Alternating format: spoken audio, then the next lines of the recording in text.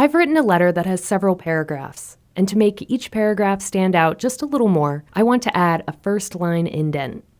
Before you add an indent, you may want to go to the View tab and make sure the ruler is displayed, since it makes it easier to customize your indents. To create a first line indent, you can just place the insertion point at the beginning of a paragraph and then press the Tab key.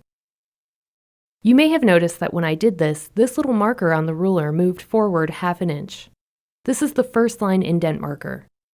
There's also the hanging indent marker, the left indent marker just below that, and the right indent marker. We can move them to create various types of indents. They don't affect the whole document, just the parts that are selected. So let's select all of these paragraphs.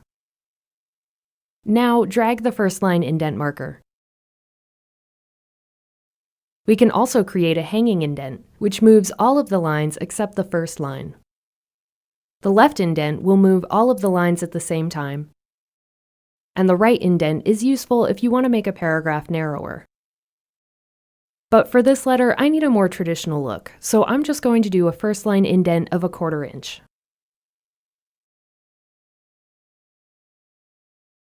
Indents are a good way to keep things lined up in your document. But for more complex documents, such as resumes, they're not always enough. I'd really like all of these dates to line up. I could just use spaces, but it's going to be difficult or impossible to get them to line up exactly. So I'll need to use tabs. If I place the insertion point right before the text I want to align, and then press the Tab key, it's going to jump forward in ½ inch increments.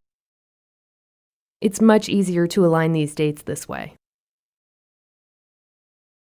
If you go to the Home tab and click the Show Hide command, you'll be able to see the tabs, and they show up as these little arrows. You can delete them by pressing the backspace key.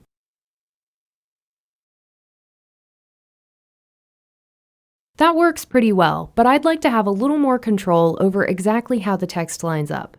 I think a tab stop is exactly what we need here. Tab stops tell the text exactly where to line up, so you're not limited to ½ inch increments. On the left side of the screen is the tab selector. If you click it, it will cycle through all of the different types of tab stops that determine whether the text is left aligned, centered, right aligned, or aligned at the decimal point if you're using numbers. I'm going to select the right tab. Just like with indents, tab stops only apply to the selected paragraph. So select all of the ones that need tab stops.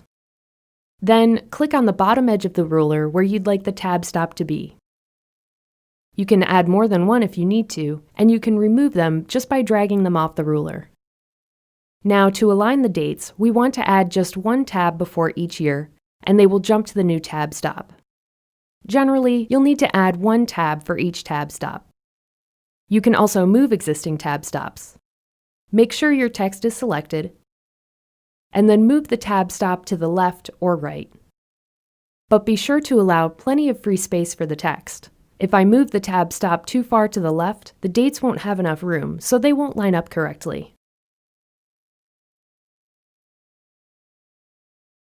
This document looks a lot better now. Having everything lined up gives it a neater, more professional appearance.